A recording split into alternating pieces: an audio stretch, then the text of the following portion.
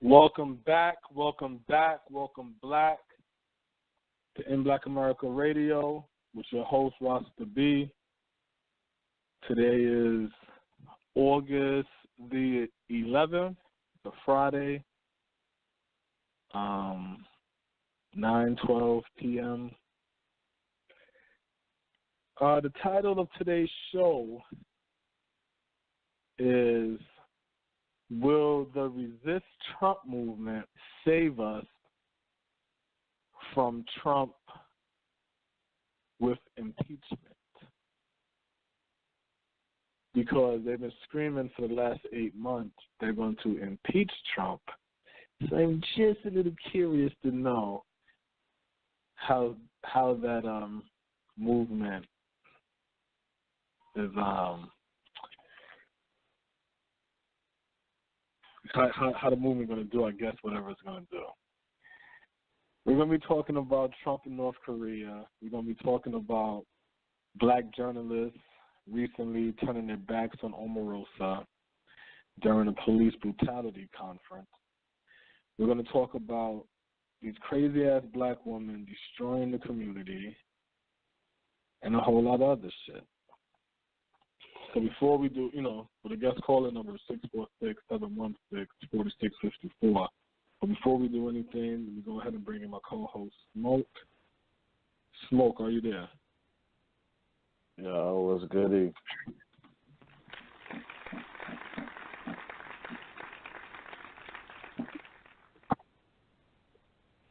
Shit, what up, man? Big Friday, back in the building. You know how that go. Yeah. Look. Hey, man. This might be the last groggy. Friday, I fell asleep early. Woke up. I'm still feeling tired. But yeah, I'm good money though. Tomorrow not promised, yo. Tomorrow not promised, man. North Korea could be dropping bombs over Baghdad. We gotta watch out. You know what I'm saying? Can I live in my life? Yeah. You know why I'm laughing about all of this? All of this Trump North Korea shit is well, you know what? Let me not just go into the whole shit. Should I? Should we just cut this much talk and just get into that shit? Hey, you on the road? You on the road? Yeah, already, I'm like, because it's like, it ain't really nothing to talk about for the week. You know what I'm saying? The week is the week. You know what I'm saying? Like, there's nothing else for us to do. Well, you know what? I guess before we do talk about that, I can bring this up. I got a new little thing I'm going to be doing where I'm going to go on YouTube. I'm going to twist up a spliff. I'm going to go on YouTube. If I have some rum or something, I might pour me a glass of rum. Go on YouTube. And then I'm going to listen to slave narratives. That's what I'm going to do. I'm just going to listen to slave narratives. I'm going to listen to enslaved Africans. Because, I already got the slave narrative, what is it called?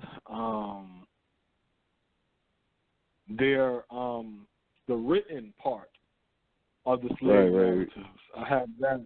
Yeah, we spoke about that. And Red I want to say the fall. Yeah. So I had read. So you know what I'm saying. So I had. So I'm just gonna listen to the audios of them. You know what I'm saying? Like you got some from a brother named Fountain Hughes. Fountain, like how fountain is spelled, and it's Hughes. You know what I'm saying? I'm listening to that brother talk. He at the time of him talking, he was 101 years old, talking about his grandfather was died at 115. His great grandfather, some shit like that, died at 115. You know what I'm saying? He died at 101. Real old head. You know? And then, yeah. And the thing about it is, because I want to say he died, they said in 1957 or some shit like that. When he, you know what I'm saying? But at the time, he was 101 when he did the narrative. And I think that was like, and they was doing that shit, if I remember correctly, like the 1920s, you know what I'm saying? Shit like that, trying to gather up a lot of those tells. And the thing that's important to listen to it is, one, you listen to these enslaved Africans or former enslaved Africans speak on their experience, and you don't hear no, oh yes, I suppose, ooga ooga. No, that's some shit. White people created that shit.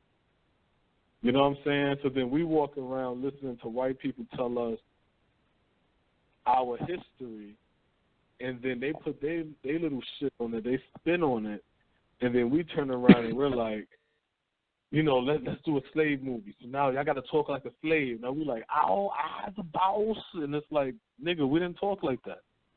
You're repeating a white man's translation of that shit, and now you're stamping it as real. You know what I'm saying?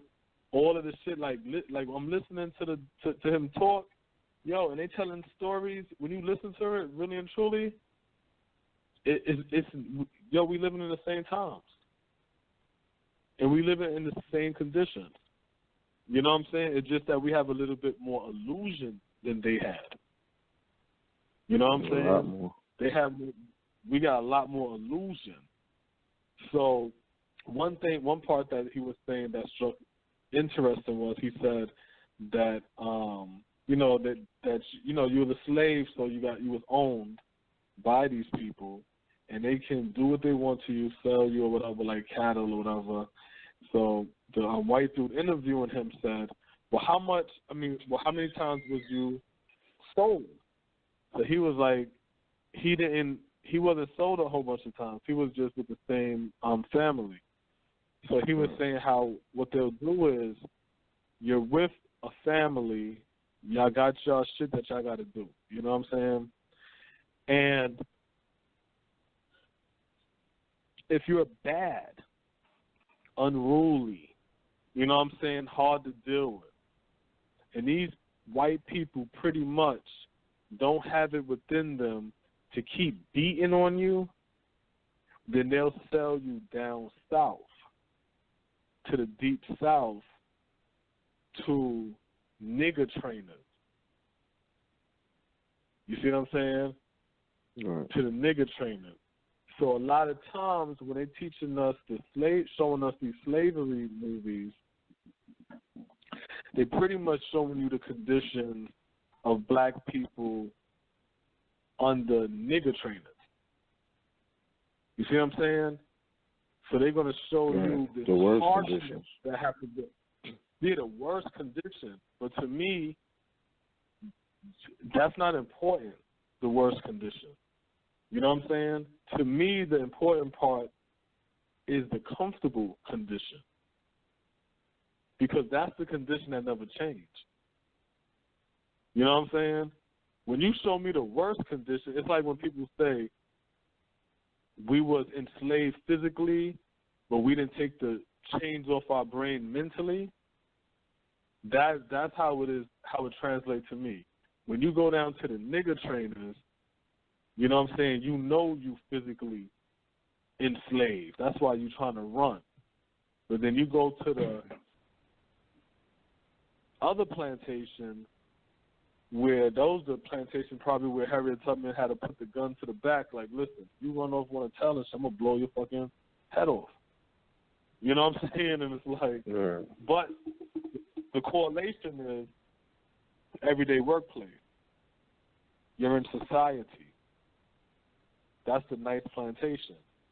And if you act up and don't do what you're supposed to do and contribute to society in this nice plantation, being a slave, then we're going to send you down to the nigger trainer, which is prison.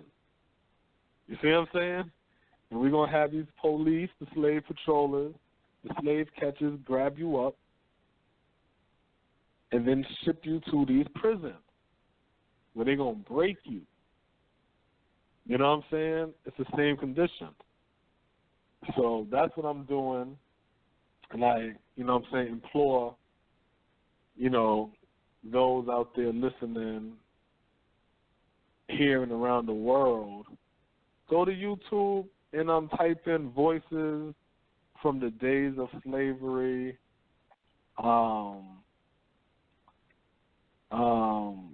Stuff like that. You know what I'm saying? What made me stumble on it is it was a ABC, I want to say, interview called Voices from Beyond or some shit like that had all of these brothers and sisters speaking. So then that's when I said, let me go on YouTube and just listen to the actual thing. And then that's when I end up getting their whole story. So I'm going to take my time and listen to that. Really just to carry on with, to peep the similarities between then and now. You dig what I'm saying? Right. There's some similarities and shit like that. So, that's going to be my little thing that I'm going to be doing over the weekend. Yeah, so this is basically like the image they promote is it gives the appearance now that things have changed pretty much. So right. You know what I mean? Because if you listen to, because I'm about to say, if you listen to an enslaved African,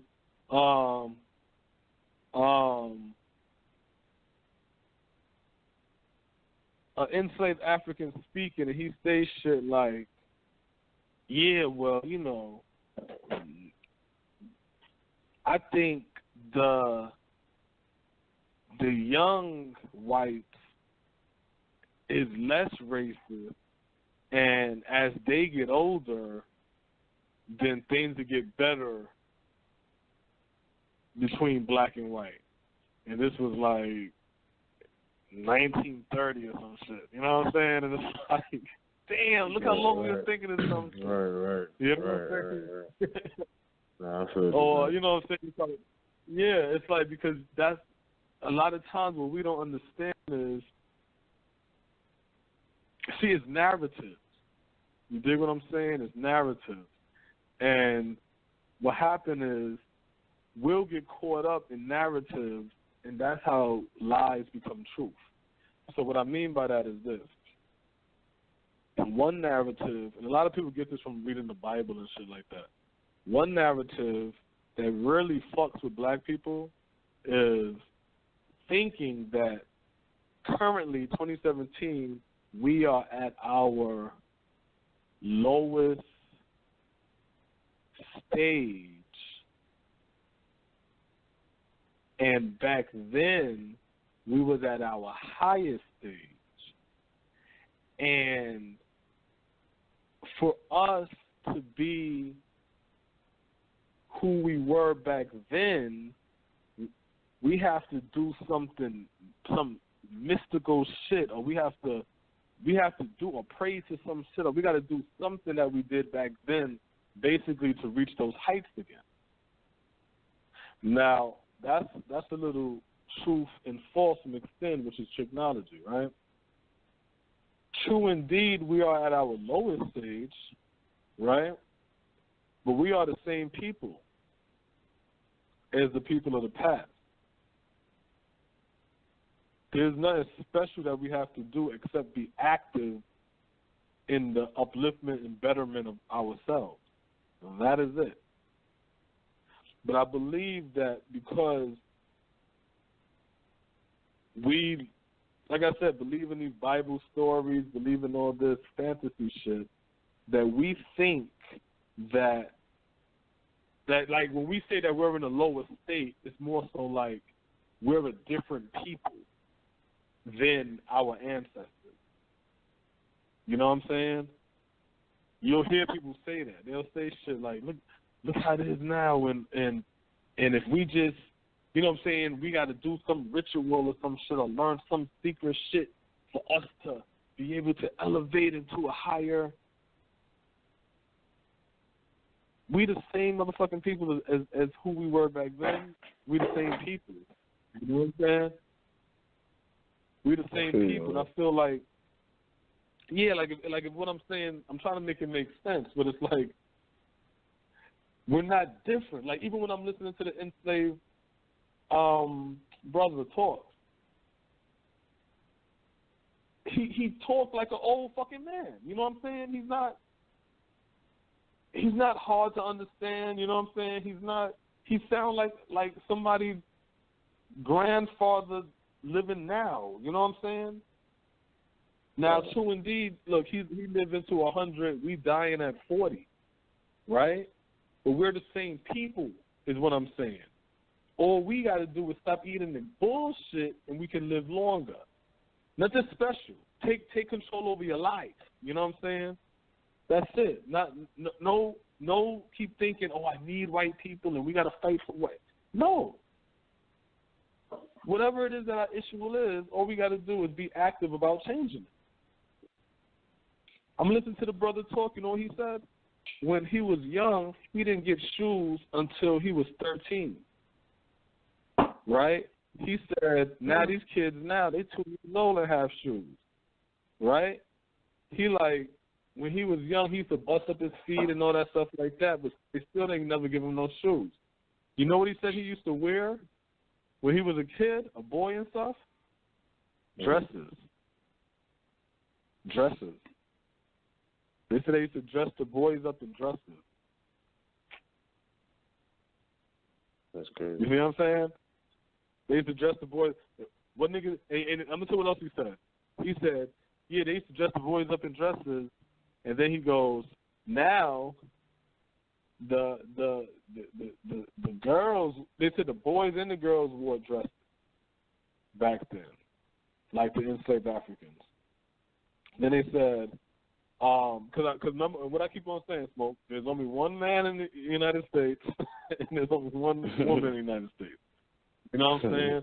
So then it goes, then he says, now, if you look at it now, the woman wear pants, and then he started laughing. He said, shit, these guys now, they wear dresses. 2017. What we talking about? You understand what I'm saying?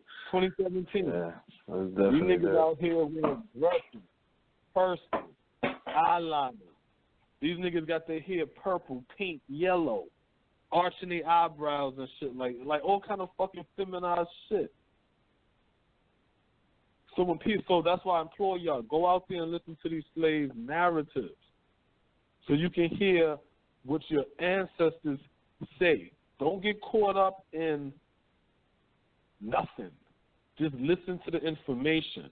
Because I was reading the comments, and sometimes I read the people who say, oh, it's just amazing how nonchalant they tell the story and how there's no hatred in their voice or nothing like that. And I'm like, there's no hatred in their voice?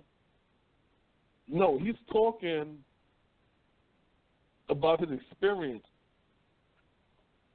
Like a nigga tells his experience living in the ghetto.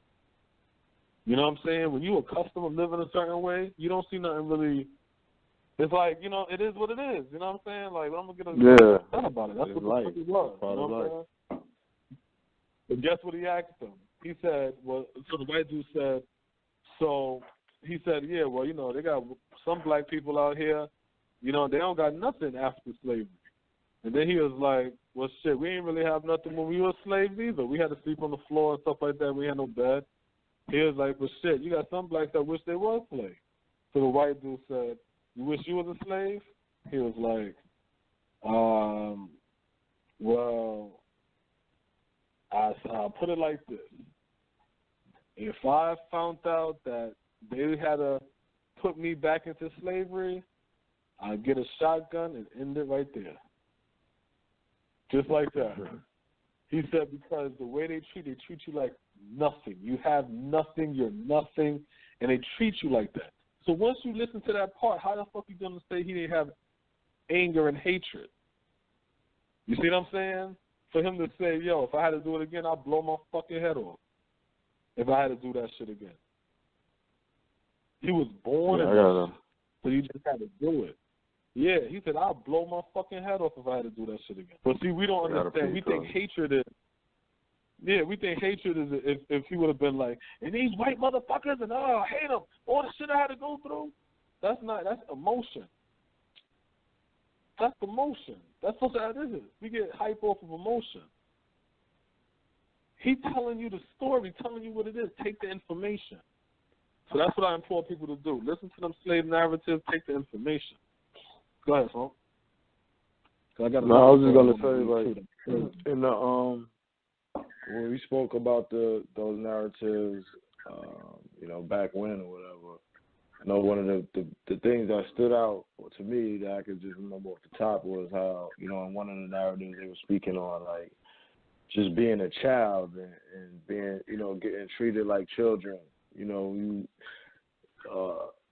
basically like on that lower level of from the slave and the master, and just that dynamic and shit. So I just remember that, and so it was interesting you saying that. How they would dress the kids.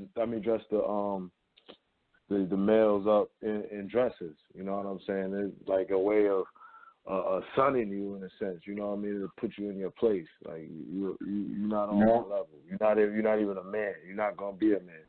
You know what I'm saying? So I could definitely see the correlation there, and I gotta check those out. That's a good plug, because a lot of times we speak on, like, being kings and queens and going to greatness and things like that. But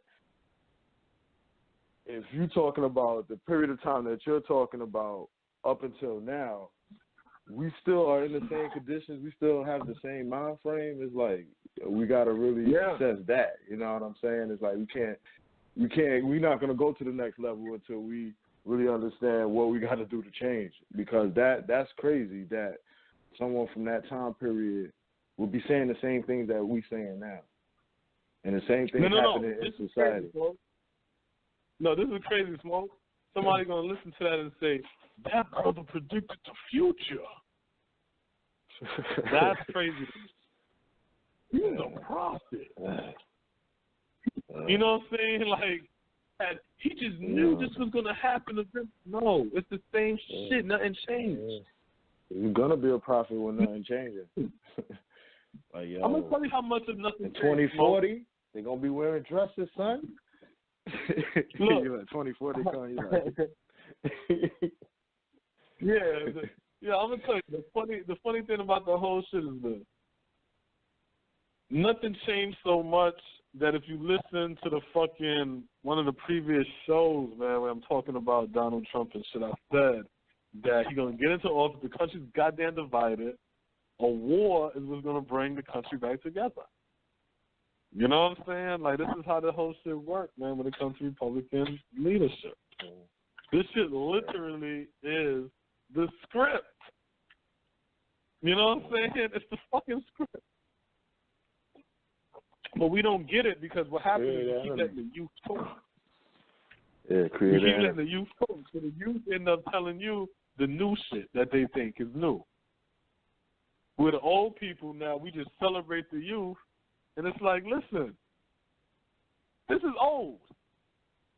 The only thing the youth should be doing right now is building and working towards this economy. But they can't do that because you need the older heads to guide them and raise them up into that direction. You see what I'm saying? But we got a bunch of people doing the same stupid shit over and over again. 2017, and we just talking about we should be voting in our local election. 2000, in the year 2000, that's when everything was rap the vote, rock the vote. We got to get the youth out here to vote. You know what I'm saying? Just get them down to the poll.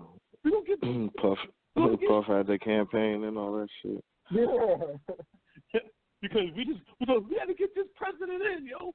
And then I remember when people started saying in 2000, yo, you know there's other voting stuff, right? Niggas used to be like, yo, I vote every 4 years.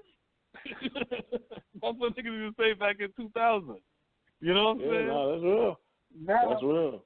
Now, 2017, you know what? voting for the president ain't that important. We need to be voting for the local election. I could literally get the book from Booker T. Washington, Up From Slavery, and stay on theme with listening to the slave narrative, where Booker T. Washington says that in the 1800s, in the late 1800s, where he says, I don't know why we're going up worrying about the presidential election that's in a whole other goddamn states that have nothing to do with us. We need to be worrying about the local shit because that affects us. That's in the late 1800s. And so I'm like, what? Leave, yo, we're in a fucking a hamster wheel. We're in a hamster wheel. And in front of the hamster wheel is a fucking date that keeps changing. And we keep thinking, oh, shit, times is changing, while we still on the same hamster wheel. Ain't going to motherfucking place. That shit crazy. But let me say this story real quick, man. So this is a crazy story. 12-year-old Bronx girl arrested and scalding a friend at sleepover. Oh, yeah, I saw that. Yo, this story is foul on so many goddamn levels, yo. A 12-year-old girl was arrested and charged with assault on Thursday after a bizarre attack at a sleepover party in the Bronx that left an 11-year-old girl with second-degree burns to her face and upper body. The victim, Jamonisha Merritt, was sleeping on a living room couch, the police said, when the 12-year-old poured a cup of boiling water over her face and shoulders. Friends inside the apartment then poured cold water on the scalding girl to alleviate the pain, according to police. Police officers responding to a 911 call at 4:40 a.m. Oh shit, almost 4:44. On Monday, arrived at the apartment at 1064 Finland Ave, and to find Jamonisha, who lives in a neighboring building, conscious, with burns on her face, neck, chest, and back. She was taken to Harlem Hospital, where she remains in serious but stable condition. Her mother, Ebony Merritt, said, standing outside of the hospital after visiting her daughter on Thursday. Miss Merritt was shaken by what had happened and deeply angry. I just want justice for my daughter, she said. I want all that was involved to be brought to justice. In a posting online, Ms. Merritt said she thought her daughter was a victim of a social media stunt called the Hot Water Challenge.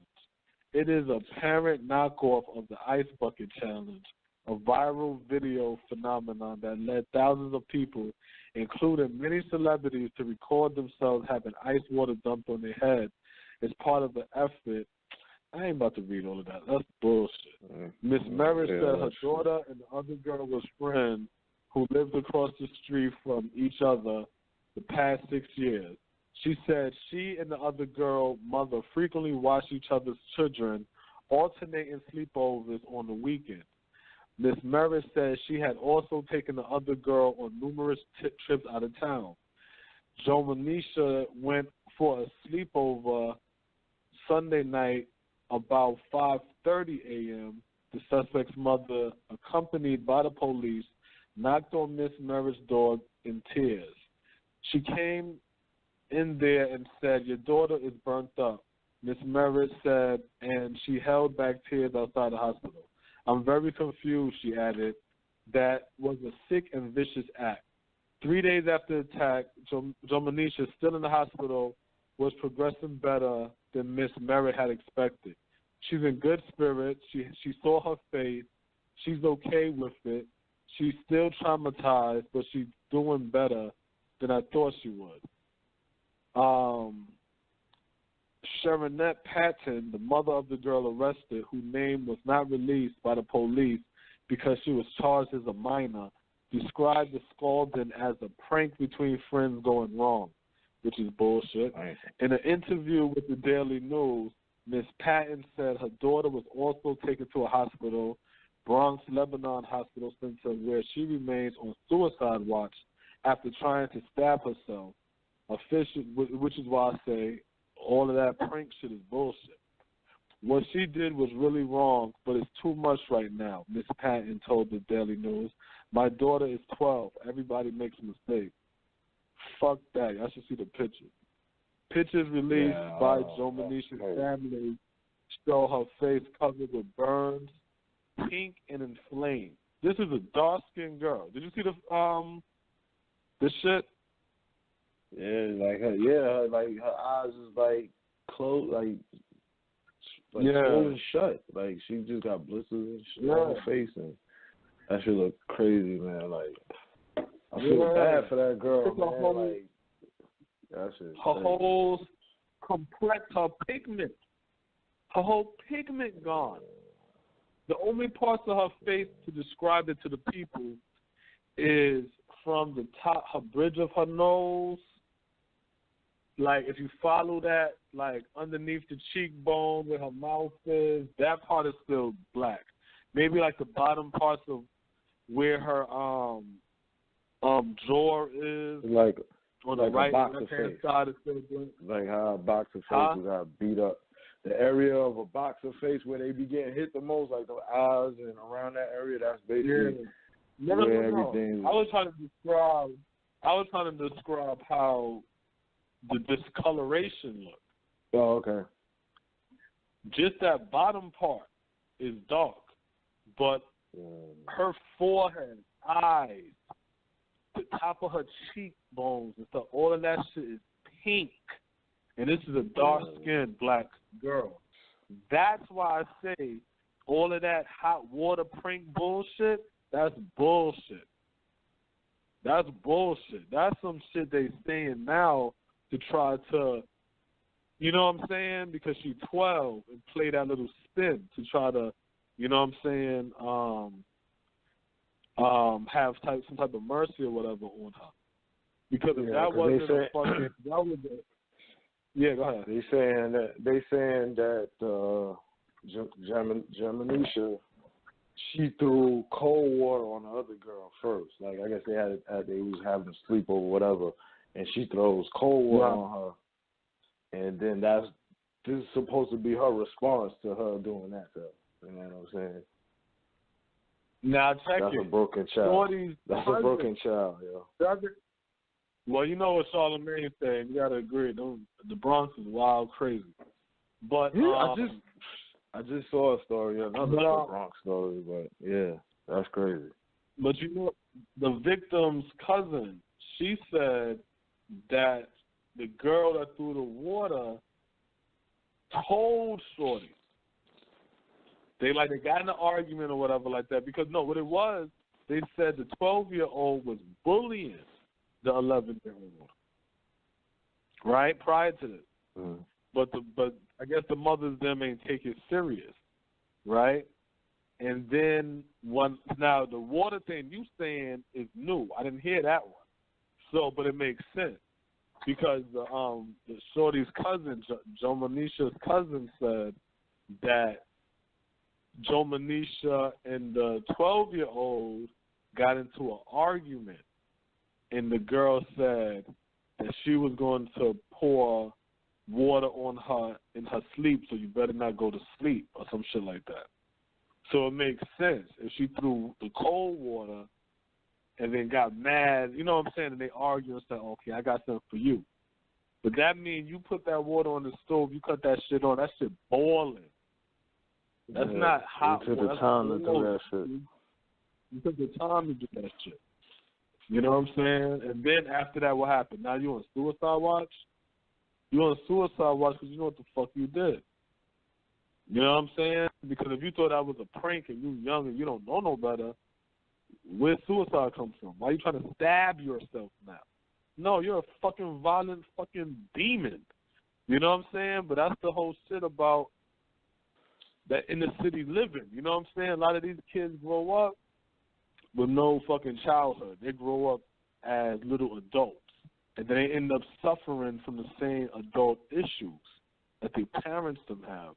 You know what I'm saying? And shit like that. You don't know this girl being molested, neglected. You know what I'm saying? You don't know really what's going on for them to be violent like that. You know what I'm saying? But then as parents, we got to be open with our eyes and see shit. If I'm sitting over here now, like even with my sons, when I'm look at my son, the oldest one, he's 4, the youngest one 2. When I see the 4-year-old, and he might be like, move to the 2-year-old, you know, you getting on my nerves and push him or something like that, I'll be like, oh, I checked all of that. I say, come here. What you pushing on your brother like that for? Oh, 'cause he got me mad. Nah, ain't no mad over here. Nah. Straight up. I shut all of that down. Control your shit. Control your emotions, man. You have to check that shit early, man. And you know, they basically saying that this, you know, that the girl who committed the act, who threw the water, she was bullying the other girl. So this is a pattern. You know what I mean? She's bullying this girl, and then now the other girl stands up for herself. Well, you know how kids are. They pranking each other, pulling each other's pants down, doing shit. No, it's not about how kids act. It's about the parent. Well, mom, she picking on me. Oh, if she do, you better stand up for yourself. Yo, don't let her. You know what I'm saying? So now it's like, so let me stand up. But guess what? This is how we raise our children. We raise our children like to be savages. So now it's well, you raise up on her, but guess what? Her mama teach them, well, you raise back up on her. You better not lose. I'm going to beat your ass. You know the savage shit we teach her. You pick up a brick, go upside their head. That's how we raising our children. Savagery. Then when Trump say he about to send the troops in, then we want to scream racism. And it all goes back to them slave narratives, man. Make sure y'all listen to them enslaved Africans tell they, so you can understand why you act the way you goddamn act. Go ahead, Smoke. I mean, that's a good point because, you know, I always say that when you see a badass kid, you see a badass parent. So I mean, that's really what it comes down to in this case. I mean, yo, man. I it shit pisses me off because you hear this shit like that and it's like, hey, I'm going to jail. 11 I'm going to jail old. over for somebody parent ass, yo, straight up. See, but that's how you crazy, can tell it's starting some weird shit going on because both of the mothers is friends and they babysit each other kids and take them for the weekend. So really, them two girls are supposed to grow up like sisters. Yeah. You know what I'm saying? Right. They're supposed to grow up like sisters. So how is there animosity and shit? And they didn't show the girl mother. You know, that's the Bronx. So I don't know if this is some Puerto Rican shit. You know what I'm saying? Nah, this black. is a black girl. Oh, the other girl? Yeah, the other girl. That's what I'm talking about. Yeah, I didn't see it. They didn't show her. Yeah, that's what I'm saying. This is the Bronx. You know what I'm saying? So I don't know if this is some Puerto Rican girl and a black girl or some light-skinned black girl and this some, you know what I'm saying? Some color shit. Yeah, that dynamic. I'm like, the way this, you don't know what the real dynamic is because I don't understand how the hell y'all interchange each other's kids like that and your kids them have animosity towards each other. That to me is strange. You know what I'm saying? That y'all do this frequently, but there's animosity towards each other. So I would like to know the background to really understand that story a little deeper. You know what I'm saying? So that was a little wild story. Y'all should check that out and things of that nature. Another one. I'm looking at this quote before you go off. They say one of the parents, Jamisha's mother, Jamanisha, she said you wanted her to burn so she looked like an ugly bitch like you. Oh, so you know, maybe that was that dynamic. You know what I mean? One girl was looked at as ugly, and the other girl was looked at as pretty or whatever the case is. Not to the girl that got burned. She was a girl. You know what I'm saying? She was a pretty black girl. Yeah, that's what I'm saying. So we don't see the other girl. So that could be the dynamic. The girl who got burnt was looked at as a pretty girl compared to the other girl. You know what I'm saying? Like they probably was calling her ugly or some shit. Well, see me, I don't see any black kids as ugly. You know what I'm saying? So it's gonna be hard for me to be able to say, oh, she an ugly black chick. But not saying I'm just saying that like one of us gonna say that, but the dynamic of the family or the people they're around, you know. Yeah, I'm not saying that. I'm just saying, just like what was said, it's a dynamic between that household. Right. You understand what I'm saying? That is deeper between what happened. You dig what I'm saying? Like, because it doesn't make sense that these two people that's supposed to be cool and then their children is staying at each other's home, but they're beefing like that. That makes zero sense to me. You see what I'm saying? That makes zero sense. To that level, it's crazy because I just had my nephew. He came down he been down for like a month. He just went back, and like him and my son, they like the first week or whatever. You know what I'm saying? They'll be arguing. They'll get away from me. I don't like you. You know, doing stuff like that. But it's like every time one of them did that to each other, they both felt bad. They felt bad about doing it. They felt bad about hearing that said about it. And they always came and, I'm sorry, cousin. Hug. And then they playing again. Like, this is a natural process. Like, nobody's telling them to make up with each other. Nobody's saying. We over there like, y'all making noise, so y'all figure it out. They go in there, they hug it out, play it, back to playing. So, yeah, it have to be more than, they got to be more to that. There got to be more to that shit, because I'm like, and when I say more, it's not that there's another culprit or nothing like that. More like, right. Yeah, just more like, these ain't pranks. Did that even happen? These ain't pranks going wrong.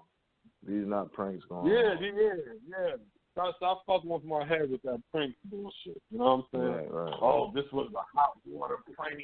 Everybody was doing it, and she make mistakes. She's 12. Man, fuck out of here, man. Take responsibility for your fucking kids, man. Straight up. Because we fucking around, we raise these goddamn monsters and shit, and then motherfuckers want to look like, well, what you want me to do? You know how these kids are? They different now. No, they not. You see what I'm saying? No, they not. All of these are excuses that we use to try to mask our incompetence. You know what I'm saying? So we'll sit there and try to make it like these knew this and knew that. Man, it's a damn shame, man. Now, this little girl, 11, half her fucking face is burnt the fuck over. You know what I'm saying? It's like, that's crazy. When you want to invest in your kids, I mean, that's the type of outcome you could have with your kids. You know what I'm saying? You gotta pay attention. You gotta be feeding them the right shit. You know what I'm saying? And not just food. You know what I mean? You gotta feed them the right information. Feed them the right fucking vibe. You know what I'm saying? And to make sure they're not making decisions like that. You know what I mean? So smarten up, black parents. Smarten the fuck up. Yeah, but be a black parent first, you know what I'm saying? Then talk. Yeah. A lot of these niggas really be parents and shit. Alright, so we got another story, you know what I'm saying? I want to make sure we put that out there before we get into this Trump shit, you know what I'm saying? Guest calling number 646-716-4654. This is Rasta B and Smoke in Black America Radio. We're the Resistance. Will the Resist Trump movement save us from Trump with impeachment? We're going to speak on the black journalists turning their backs on Omarosa. So, you heard about that shit? Yeah, when she went to the panel, they had a panel joint and pretty much a little uproar and shit. Yeah, so they go, the Conference of the National Association of Black Journalists was in an uproar over the last-minute addition of Omarosa Manigault. That shit wasn't no last-minute addition. They just didn't want your black ass knowing in a van to a panel on police brutality. And the above clip shows her tension-filled appearance.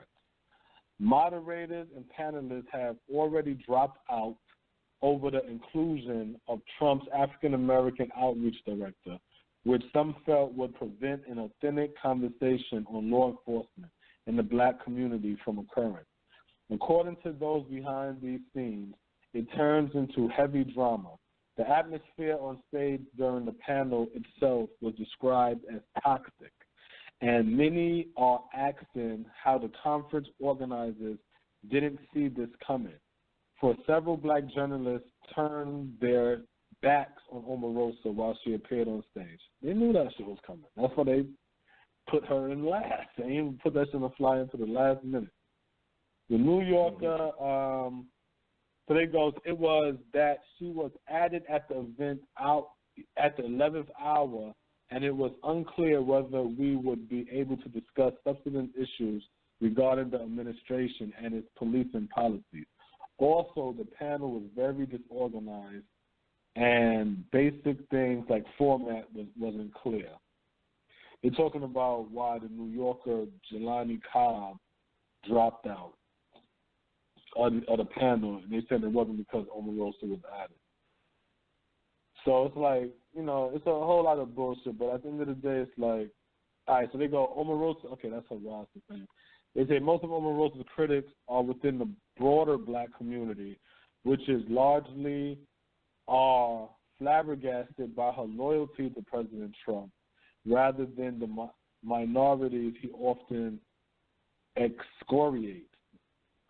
For her most part, Manigault knows she isn't popular with other African Americans, and she resents their lack of support. I will never forget the people who turned their backs on me when all I was trying to do was help the black community, she once told a reporter. It turns out that was a prescient statement on how she was treated at the NABJ conference. And I'll stop right there. Now, Smoke, do you remember, and it's my fault because I didn't play the clip like I said I wasn't going to. But I said there was a clip that I heard of Charles Payne and Omarosa speaking where she's talking about the black community and what she's trying to do for the black community and black people. And Charles Payne talking about, yes, keep up the good fight for the black community and don't let your detractors stop you and things of this nature. And this is what we need in our community. This is how these two black Republicans are talking. Yeah, I need to find that clip so I can actually play it though. But that's how these black Republicans are speaking. Not saying that's how black Republicans speak. I'm saying that's how these two black Republicans are speaking on TV. But when you listen to black Democrats speak, it's people of color. They don't talk black community. They talk about every goddamn other people in the world, and we say they down for us. But again, you know what I'm saying? And I'm not saying that the National Association of Black Journalists shouldn't have an issue because the panels on police brutality and who Omarosa represents is what we all should have expected since he was backed by the Fraternal Order Police, is pro-police and going to give police free range to do what they want to do. I understand the outrage, but my whole thing is this. Where's your counter argument? Not the fit. Your counter argument. We never have a counter argument. You know what I'm saying? All we have is we're not gonna talk. We're gonna resist. We're gonna do this, and we're not my president, number 45. And how do any of that help us? Where's the counter argument? Well, see, the thing that go ahead. The thing that's corny about it is like, it's like I understand, like, because they was basically saying that, the hostility came from she didn't want to answer questions about the Trump administration. You know what I'm saying? But my thing is like, that's not really the important thing. You know what I'm saying? It's like you sell dope and you got the plug in the building. You're gonna try to link with the plug so you can see what you can do. You ain't gonna disrespect the plug. You don't gotta like them. You don't gotta give a fuck about them. But you want the plug. You want to get. You wanna come up. And that's what it is. It's like she's there, and we want to ask questions about the administration. Okay, I get it. Yeah. But why are we not asking questions about what she can do with her role in the administration? What can you do for black people? Those are the questions that we need to be raising to her instead of, just the questions of, just to bring this resistance. You know what I mean? Because like you said, there's no back into it. It's like, okay, you're gonna get her to refuse to answer these questions. What's next? She left. Yeah. She left the building. So it's like, yes. Wait. She said, "You right? Fuck Donald Trump." And then we read on the news, Omarosa got fired. Now what? So they said they quoted her as saying, and this is Omarosa. So they asked her like how she would. They responded. She had a question that she responded to as to why she would take a job in the administration that people see as like is hostile to African Americans. And so they quote her as saying, "You don't walk away from the table because if you're not on the table, you're on the menu."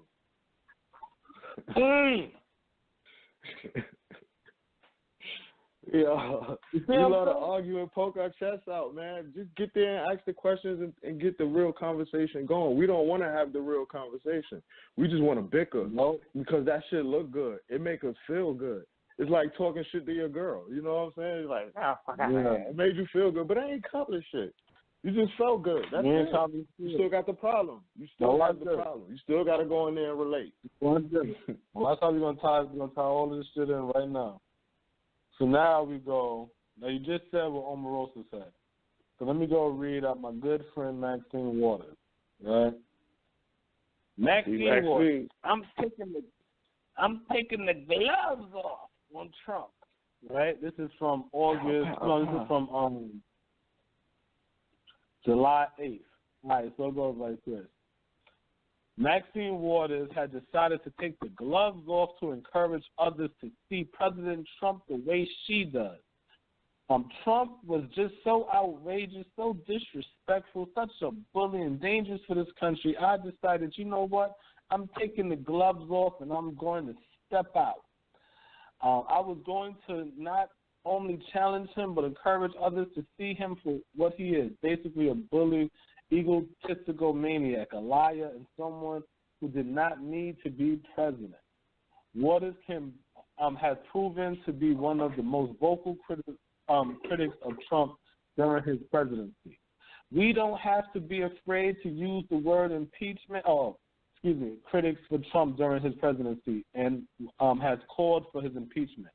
We don't have to be afraid to use the word impeachment, Waters said in May, adding, all we have to do is make sure we all talking to the American public. We are keeping them involved. We are challenging every day. We are resisting every day. Go ahead, Maxine. Resist. So watch this. You resisted the dude. No. Watch this. This happened 7 hours ago.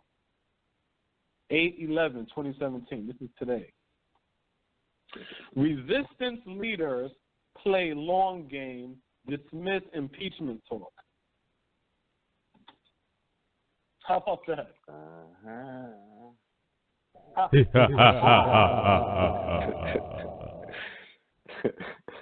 So what's this? The resistance movement that flourished with Donald Trump's ascendant to the White House isn't necessarily itching to see his presidency undone by the investigation into Russia's election meddling or even impeachment.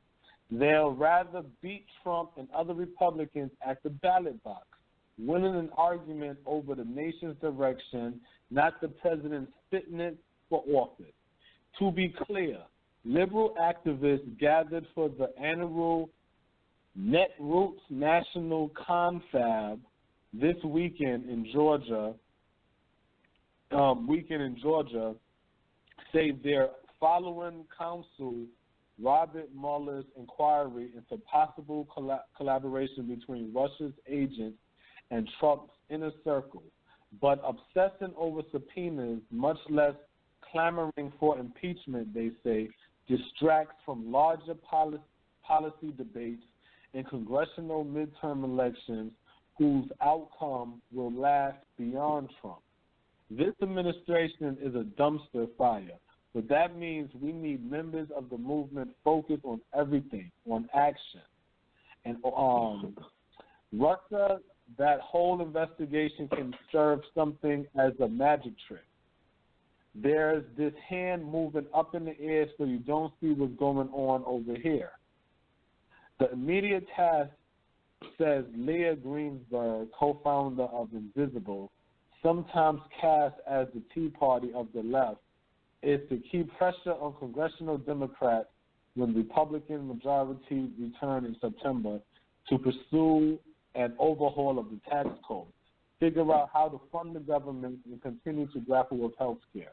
We're focusing on a place where constituents have leverage right now.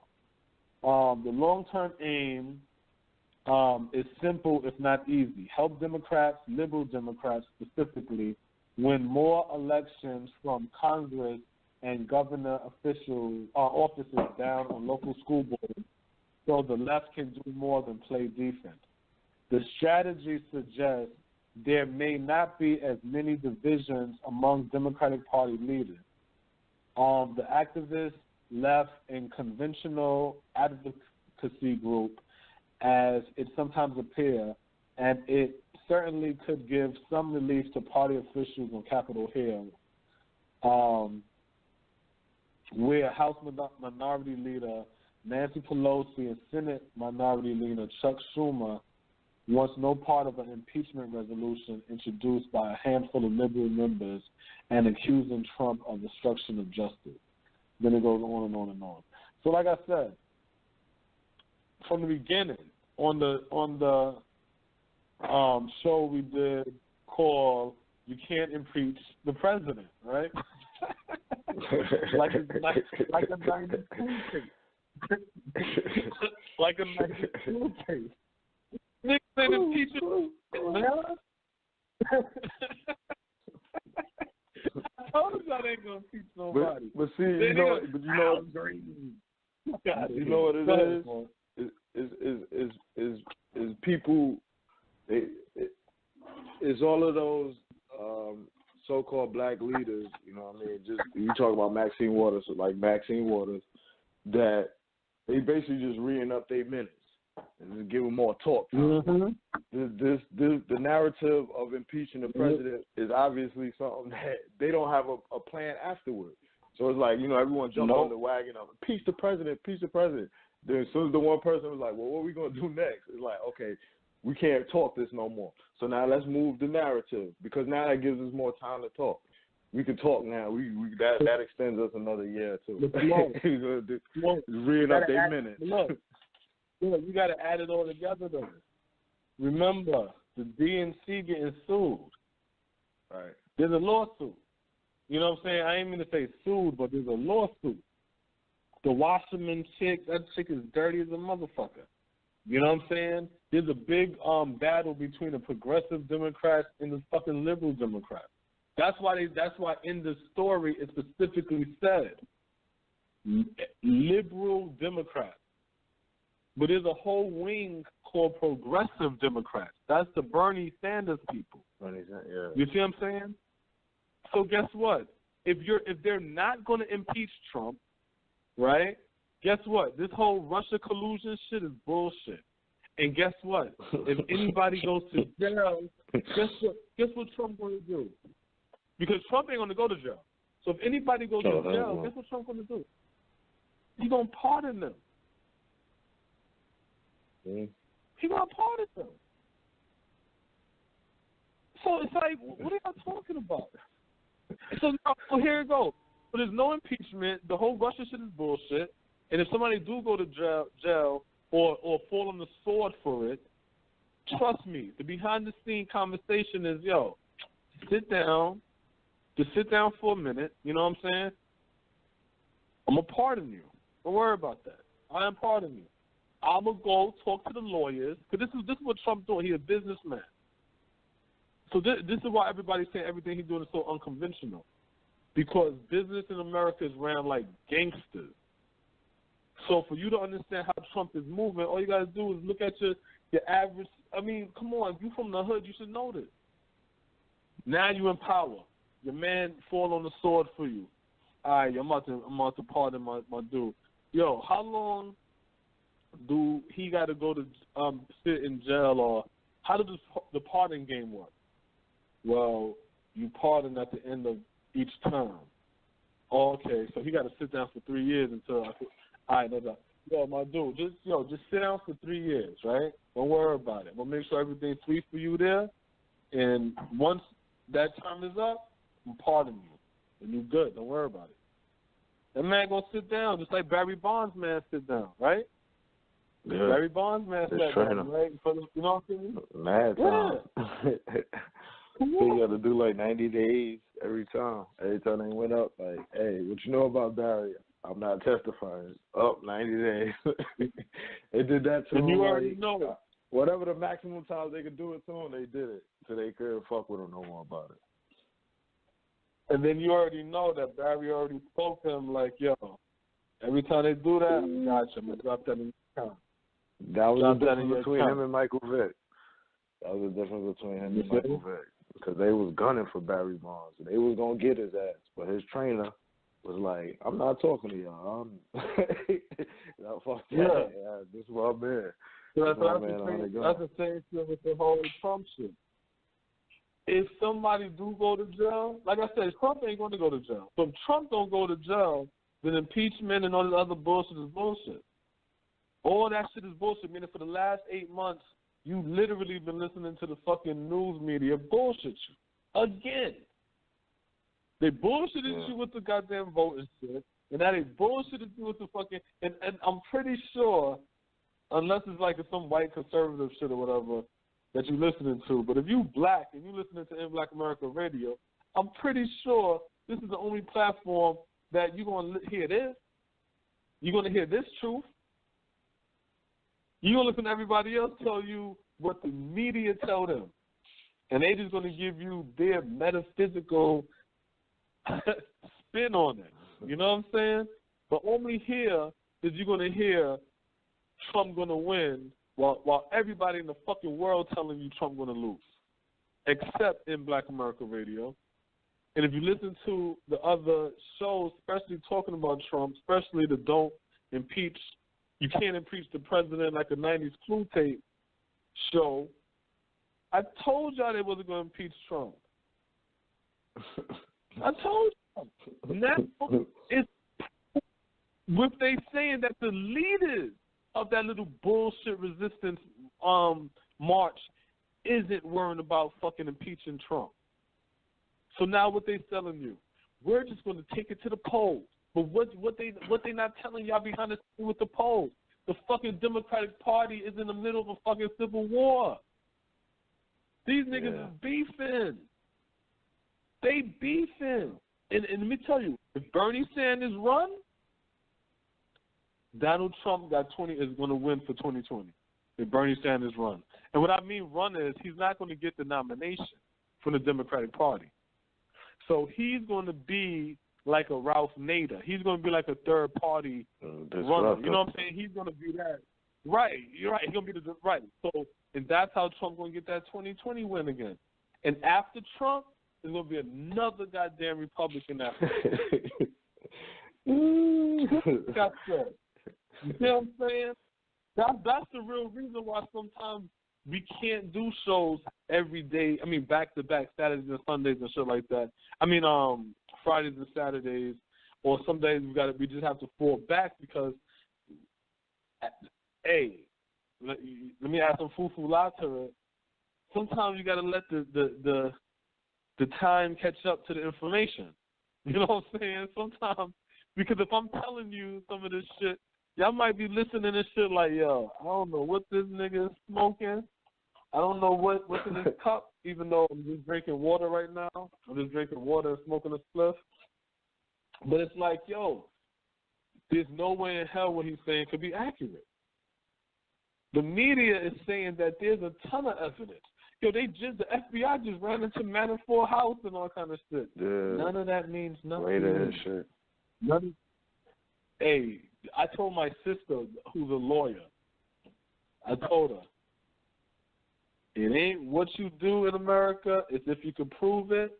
It ain't what you know, it's who you know. We know that is the rules of America.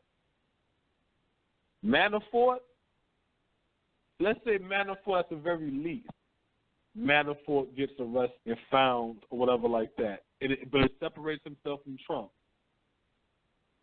Okay, so that whole shit was for Manafort? It wasn't for Trump. You see what I'm saying? That strengthens his fucking base. Watch when that happens. Because remember, Trump didn't even do a year yet. Watch when that happens. Wait till next year. You think this is some shit? Wait till next year when these crackers change on you. And you sitting over here like, where's the resistance? Where's all the hatred for Trump? And wait till next year. This whole North Korea bullshit, yo, North Korea ain't gonna do shit. North Korea ain't gonna do shit. North Korea ain't gonna do shit. Yo, this is how the game is set up with North Korea. This is what China said. If you, America, Trump, attack North Korea, us, China, is going to back North Korea. North Korea, if you pop shit off with Trump, you on your own. Trump said to China, I don't like the trade deals we have with you. Remember who China is, our debtor. You know what I'm saying? We owe China. They, you know what I'm saying, monies and shit like that. We about to have a debt ceiling talk in a couple of days and shit. You know what I'm saying? A couple of months or whatever. And we sideways having a cyber war with China, where they keep, so it's a trade war and it's a fucking cyber war, right? Trump said, I don't like this fucking trade agreement that we have with you, China, but peep this. If you put some pressure on North Korea, we can negotiate this little trade shit to stay in your little favor and all kind of shit. That's cool. We ain't got to trip off that if you put that pressure on them. So now you got two different situations going on. If United States pop off or try to provoke North Korea and shit pop off and trying to say, well, we're going to get in, guess what? America been wanting to go to war with China because that's what America do. Oh, I owe you money? Nigga, I got bigger guns than you. Oh, but they got 1 billion people, and them Chinese going to do what? What are they going to do? Niggas, they keep forgetting who trained these motherfuckers, who trained their army. The United States trained their army. These niggas be having their little CIA niggas coming training them. They sell the, man, when I tell you this whole shit is so fucking scripted, like it's happening, just, it's see, when you're a child growing up in this shit, you fall for the shit the first time. Now I'm 36. You see what I'm saying? 4 more years, I'm going to be 40. That's 2020. That's 220. Every 20 years is a generation. Every generation they play the same game on us. I'm seeing this shit repeat itself. That's why I could tell you straight off the jump. it's going to be a third Republican presidency. I can tell you that off the jump. They're not going to fucking win. The Democrats are not going to win. They shit is a shambles. But the fucking television going to keep telling you that shit because it reassures you and it gives you hope that something's going to change. That way, when you get fucked by America, you're not that outraged because it was always that possibility it was going to happen. But it was also a possibility it wasn't going to happen. That's what the TV gives you.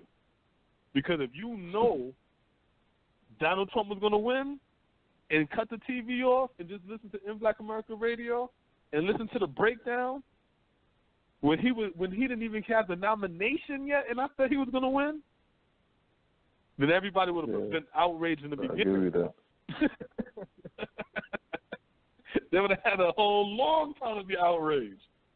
But the media kept telling you, we're with her. We're going to break the glass ceiling. She broke her neck. She broke her neck. That's what she broke. Go ahead, That's crazy, man. But now, just with the whole Trump, North Korea shit, I mean, all of that shit is posturing, you know what I'm saying? It's like the one thing that I always see, or like, that I notice, is like, when they start talking nuclear weapons, you already know ain't shit about that. He's like, oh, he has nuclear weapons. Well, they use that as the reason to beef, but it's gonna be the reason not to run down on them. You know what I mean? So it's just back and forth posturing. You know, you pretty much explained the storyline. You know what I mean? It's posture. It's just things that we're gonna concentrate on that don't involve building Black America. You know what I'm saying? It's just another one of those storylines. Because if it was a situation of where they was really gonna go get Kim Jong Un or whatever his name is. No, his attachment to the fucking nuclear shit, nuclear weapons, there wouldn't be no attachment there. They would just run down in there, kill his ass off, like they did Muammar Gaddafi. You know what I'm saying? Like they did Hussein. You know what I'm saying? It's like they just when you weak, they're gonna go get you. Yeah, he said that though. He was like, I'm not about to give up my fucking nuclear shit and nothing like that because I seen what y'all did to fucking Gaddafi. Exactly. So, but if you peep it, that's not the voice of a nigga in power. That's the voice of a nigga bullshit. You see what I'm saying? That's not the voice of a nigga in power. But see, they sell us this shit because America thrives on it to be fearful. Yeah, that's his bargaining chip. Yeah. No, I mean, it's a bargaining chip, but what I'm saying is the media do shit to keep us afraid. Because as long as we're afraid, then it's easy to say, oh my God, and they can drop a bomb on Guam and fuck all the goddamn missile defense system shits that they have to shoot this shit out the air, right? Fuck all of that shit, right? Oh, it's dropping on bombs, and it can reach to Seattle, and it can even hit New York City. So then what it does is it makes you nervous. So then when the politicians say, you know what, we need to vote to go to war, and then now they ask the people, and the people are like, yo, we need to go to war because we got to defend ourselves. And that's how they get the agreement from the people to bomb other nations. You come on, 9/11, we had niggas. They doing that with Venezuela right now. See, they been fucked Venezuela over. See, Venezuela got oil. Yep. That's Sicko. Yep. That's where Sicko gets their oil from. Venezuela. Yeah. That shit? Hugo Chavez. Yeah. They try to cool him. I'm gonna tell you what might be funny is this though. Venezuela in this game might be Afghanistan. And North Korea might be, let's call them,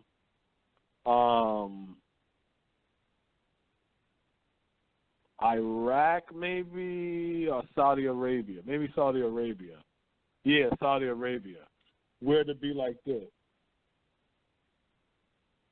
The majority of the Saudi hijackers for 9/11, the hijackers for 9/11 were Saudis. Right? But y'all went into Afghanistan and raided Afghanistan. Why they raided Afghanistan? To take over the poppy field. They take over the poppy field. They bring back the dope to America.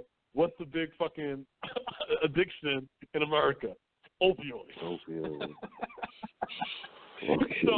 what I'm saying is, it's the same shit because who's the one saying they're about to drop bombs?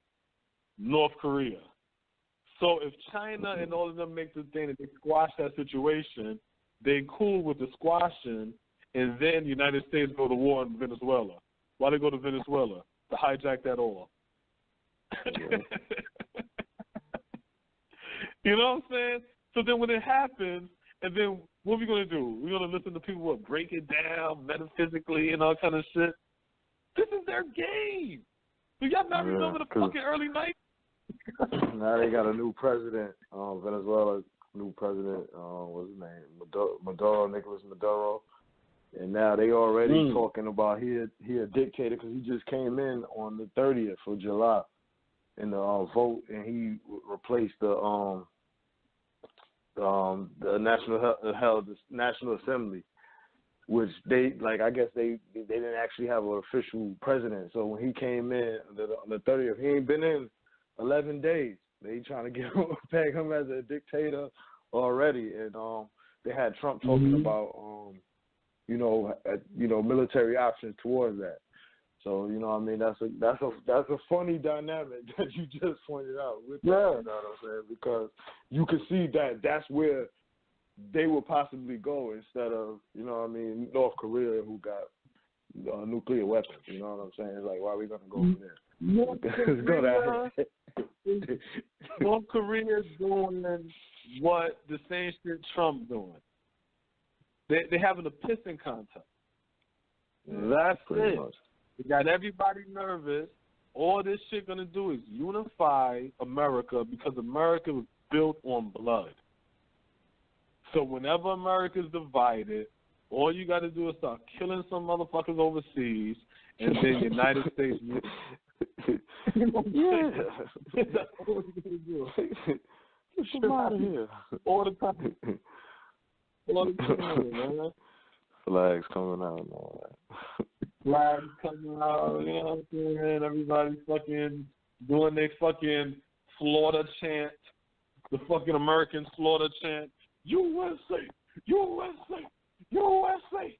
And then everybody fucking feeling good to be Americans and shit after slaughtering some other third world nation or some shit, invaded another nigga country and all kind of shit.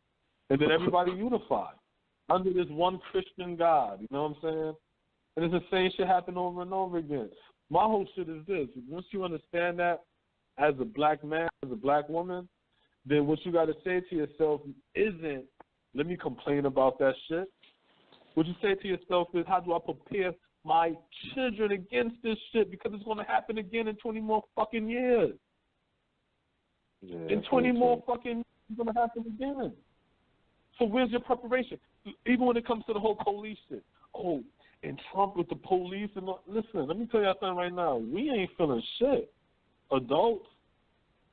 We ain't feeling no shit from these goddamn cops. It's the youth that's going to be feeling them that they're quelling. Your old ass going to die off. It's the youth that's quelling. So it's the youth that got to be prepared on how to handle these circumstances and situations. It ain't us. Yo, we're going to fight and we're going to know. You need to prepare your children for what's coming next. That's what we need to do. Before we continue, we got a caller smoke. So let's bring this caller in. Caller, hey, I hear y'all talking about y'all making comments about my favorite president, Donald Trump. What's going on, bro? What's happening, man? I don't worry about it. Yeah, I'm not worrying about North Korea. North Korea. But and, you know, there's nothing you can do to stop them from perfecting a nuclear weapon if they're going to do it. The emphasis is on them bombing the U.S. or any of its territories or allies. You know, if Kim wants to fire a missile off and have it drop off into international waters, that's his business. Mhm. Hell, when the U.S. perfected a nuclear weapon, Russia came after them. The U.K., France tested theirs on African soil, on the African continent. Yep. African countries was bitching about it. Then Yep. you had China, India, Pakistan, Israel, South Africa. You have to ask, who in the hell was South Africa's government, apartheid government, going to use a nuclear bomb on? And they didn't have no ability to deliver it. So who are they going to use? They're going to use it on the black countries, or probably the blacks in South Africa. And they did it with the help of Israel. Yep. So I think that Iran, North Korea, TP Hut, anybody else, they won't have the ability to protect themselves. Do we not have the Second Amendment right, the Second Amendment of the U.S. Constitution? We use that to protect ourselves. So when you're constantly talking and rattling the cages about doing this and that to a country like North Korea, they're going to say, wait a minute, I got to do something here. And that's exactly what they're doing. I don't blame them. Nah, you're right. But see, I think that North Korea is just a distraction for the Venezuela invasion, because North Korea always do this, from the father all the way up to the son. They always do this. Oh, yeah. They want money and perks. Yeah. That's good. And here's another thing. The United States don't have... U.S. ain't got no money to be fighting no wars. This country is in dire straits when it comes down to economics. But we have to see what happens. 20 trillion in debt and over 100 trillion in unfunded liabilities. And what's this deal they talking about Medicaid? Huh? I'm about to say, well, you know, Trump is restructuring this whole system right now. He's restructuring the whole game. Well, Trump ain't no inside player. He wasn't a politician. I think Trump has some sincereness in his desire for the country. I do, because the country has, you know, it has played out people have been successful in the United States. But so I like his policies. His policy on illegals. I think that they should be gotten out of here. I think those that's here on a work visa should work as long as we need them. They need to train Americans for them jobs. Why come they don't use prisoners to do this manual labor on these farms? They have prison gangs down. Remember work prison gangs they had in Alabama and Mississippi? Like what, the chain gang type stuff? Yeah, stuff like that. They was cracking rocks. So let them go out there and pick tomatoes and let the government subsidize the companies like they do anyway. You know, if you get in an inner city and if you hire people from the inner city, there's funds available to help subsidize the salary that you're paying people from the inner city. You get that money by cutting out aid to places like Egypt and Israel. Right. I feel you on that. Mm-hmm. The way I see this economy. Yeah. See, the way I look at it, I see what Trump is doing is he's a businessman. He's restructuring the whole game, and everybody mad because they know that, all of the little shits where a certain individual is able to eat, that shit about to fall apart. But where it upsets me when it comes to black people is we're standing on the sidelines and we're not trying to build and create. So the ones who do have the mindset to build and create, I keep on trying to encourage, you let's are keep thinking absolutely about right. You're absolutely right. Yeah. You got to have people who have the capability. You hear black folks talking about, blacks don't come together. Well, hell, if you come together, if you ain't got the capability of doing anything constructive, then what good is it? What good is it? You have to have people who know how to do these things. Who knows how to run a power generating station. You hear folks talk about going back to Africa and start. You ain't going. Africa ain't gonna let you come over there and carve out no hunk of land. But even if you do, you still need the economy. You still need running water and electricity, and You're absolutely right. So you can't do that. And check this out. Yeah. They talk about Black Wall Street all the time. There's right now about 23 settlements that's still in Oklahoma. Some of them got running water, electricity, and sewer. Blacks can move there. There's one out there in North Carolina in Warren County called Soul City that Nixon provided the funding for, an all-black town. Got them in Brooklyn, Illinois, Venice, South Carolina, Allenworth, California,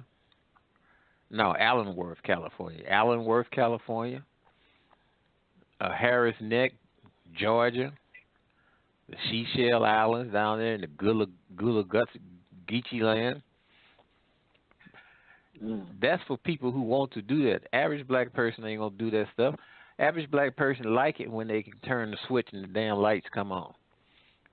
Turn a faucet and the water come on, but hell, now they buy bottled water. Flush the toilet and stuff go down. See, I feel like if we had an economy where we're hiring one another and things of this nature, that's what's going to form black unity. Because now we're not going to look at each other as competition, but now it's like, okay, he can help me. So I'm not going to stab him if I know I can get a job here, you know what I'm saying? Or if I know I can get a fair living wage and I can do everything that they telling me I should do in society to make it. If I do that within this economy, I can achieve that. A lot of the animosity and that the way we look at each other could die off through generations. Well, to be truthful with you, you do have that when you look at them states like Mississippi, where the population is 37% black, 18 counties along both sides of the Mississippi River is anywhere from 70% plus black. Georgia, Louisiana, South Carolina. Blacks form these economic markets. It's formed by 22 of them. And you're right, they should control those. But like I said before, you have to have people who have the expertise to be able to do that. The one thing you should at least control is the stuff that you eat. The food. The food that your kids eat when they go to school with that lunch program, you should control that too. These gasoline convenience stores that these foreigners are now controlling, that's unheard of in their country. They just come to the U.S. in the black community and run buck wild. Hell, they start selling chicken, putting Popeyes and churches out of business. And I heard this stuff. And the funny thing about it is I was just reading a story about the China trade deal where a lot of Chinese chicken is going to be coming into America. They won't be labeled. And, Chinese don't really got a good history of having, clean food. They out here giving out plastic rice. I always say they eat like homeless people. Cats, dogs, mealworms, grasshoppers, like eating out of the trash. So, they eat anything. They don't. To me, I'm like, if these people now eat like that, they're selling fake rice, fake grapes. I've seen another situation where they're selling fake eggs. It's like, you don't know what type of they can fake everything. They can fake all that. Or you get infected stuff. Yeah. So that's the market where we need to be opening chicken farms, poultry farms, I should say, to feed our people. You know what I'm saying? Instead of relying upon this and then complaining about these genetically modified chickens. Okay, well then, raise your own chicken on a farm. Simple. So that's how I see that. We need to start this economy thing popping for the people with that same like-mindedness. You know what I'm saying? I think it needs to be something that we start pushing towards, because if not, we're going to have another 100 years of complaining and talking about the same thing.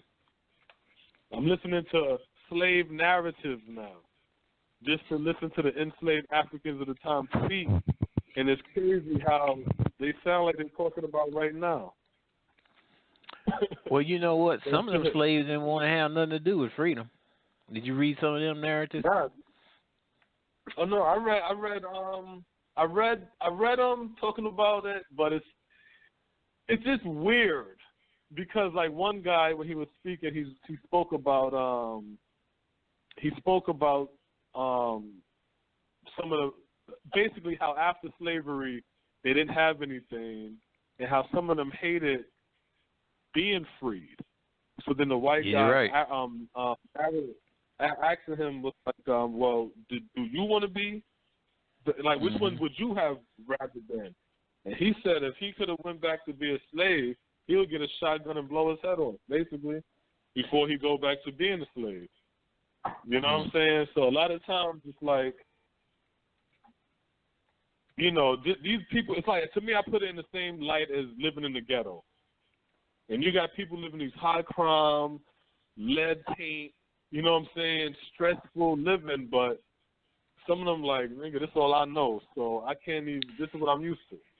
It's not that I love it, but I'm just used to it. You know what I'm saying? Because if you but you know what? Out, you can't put them back. Yeah. You know what? I'm going to tell you something. This may sound mean, but what can you do with those people? I mean, just be truthful. Oh, they're not going to open up those stores. No, that's not me. That's the truth. The fittest of the fittest shall survive. The fittest of the fittest shall survive. We got to weed out the weak. They have to die off. We have to strengthen our race again. Nah, that's not mean at all. And you know what? That's not mean at all. Let's look at the school system. One thing that the Trump administration wants is school choice, where you can put your child where you think is best for them. It may be a public school, charter school, private school, or whatever, but the money follows that child. That's what's needed. This stuff about having kids all in one environment, you may have a child that's super smart because you as a parent is doing the things that you're supposed to do functionally in order to expose that child, nurture him, and bring out of them the best possibility that they can be. But other parents, all parents ain't like that. So should your child suffer? Should your child be in an environment, an atmosphere that's not conducive to get the best out of them? Hell no. You don't want to sacrifice your child to that. I mean, that is just a fact. No, that's real. 100% real. But these Democrats, and these teachers' unions, they are totally against that type of arrangement.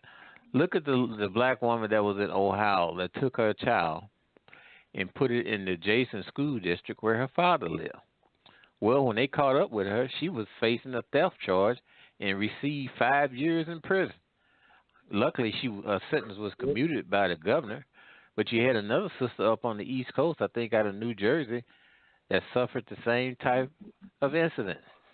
But if you had school choice with vouchers, she could have put her child in that district, and the voucher would have paid for it. She wouldn't have been charged with theft. And the charge is what's funny, because they literally did charge them with theft. And that's what we're not understanding. That's theft. You're stealing information. You're stealing your education. You're stealing, and it's like, wow, okay, that's interesting. That's interesting, you know. But that's what it is. It's not that these white people are smarter or better. They're getting the information to push them to becoming something else, and we're getting information to push us to become something else. Now, we just have to figure out what that is, and if you want your child in that direction. For the parents who just drop their kids off to school and say, do what you do. I'll see you when it's over. And that's it. You don't know what that education is pushing your child toward. So I was looking online, and I seen something. I don't know what the theory is called, the Magnus theory or something, where they had these white boys. They on top of a dam. They get a basketball. They drop it straight, and it pretty much falls in the area where it dropped. Then he gets the basketball, and he let it fall, but he gives it a spin. And the ball, as it coming down, is gliding all the way out from the dam towards the water is. And once it hit the water, it bounced on the water and then bounced again before it fell inside the water. So they like, wow, yeah, that's called the Magnus theory or something like that or whatever. And that's in telling the whole history behind that. I never even heard of that shit before. Even though that theory we all do. We do that in the hood when we spin the ball and shit like that and it bounce back to us or, these little tricks. We just don't know the theory, right? So what happened is you don't even understand how a lot of this shit works. And when you don't understand how your environment works, then you don't know how it can work for you. So then you have to stretch yourself out trying to work for it. You know what I'm saying? And then we end up working backwards. So that's the whole thing we got to do, how we got to raise up our children so we could get out of that cycle. You know what I'm saying? And maybe, school choice might fit that. You know what I'm saying? In reality, shit. Well, that is, at this point in time, I watch black folks do everything, going back to the 70s with the Black Power movement when they wanted to have African-centered curriculums in public schools, which some places they did, but they never last because teachers and the boards don't even buy into that. But I'm saying that you need to have school choice with full vouchers.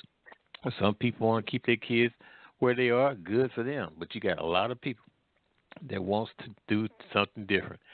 And if you want to control your economy, you got to have engineers, you got to have chemists, you got to have people in finance. And if you look at the ones that's coming out of the public schools going into your historical black colleges, they're not prepared. It's not the student fault, but they're not prepared. That's why it takes a lot of them 6 years to graduate. And if you go to them extra 2 years, you're paying 50% more in tuition. I mean, we got to do better than that. Yeah, we got to. A lot of times we send our kids to damn college and stuff and hoping they figure something out when they get there. And I remember I told my little cousin, like, nah, you got to walk in there with a plan. We're not taught to take it seriously. You know what I'm saying? And, like, being in college and shit, it's like a lot of us is just floating around there. We just want to fulfill the obligations to say that we got the paper. But you're not taught to network. You're not taught to really study and think outside of the box, you know what I'm saying? So we especially from the parents, you know what I'm saying? So it's like most of us is not taking education seriously, you know what I mean? We just want the paper. Like, all right, I got a degree. I'm something now. But it's like all of the things that you could have done during that time, no one's telling us that. You know what I'm saying? So in hindsight, I see, like, from the time I was in there, like I could have done more to maximize my opportunities while I was in college.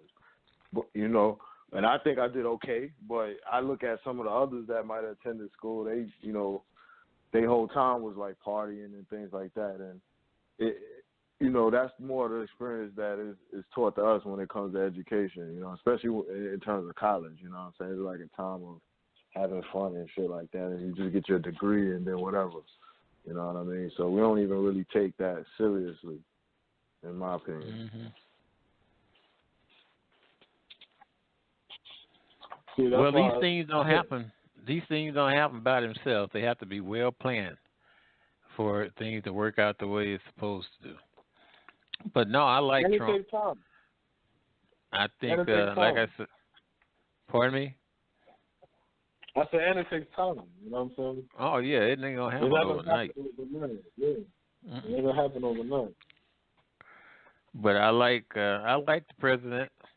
If he do the things that he say, and look, if you're gonna start black businesses, you're gonna be competing against somebody. Well, this man is talking about getting rid of your competition.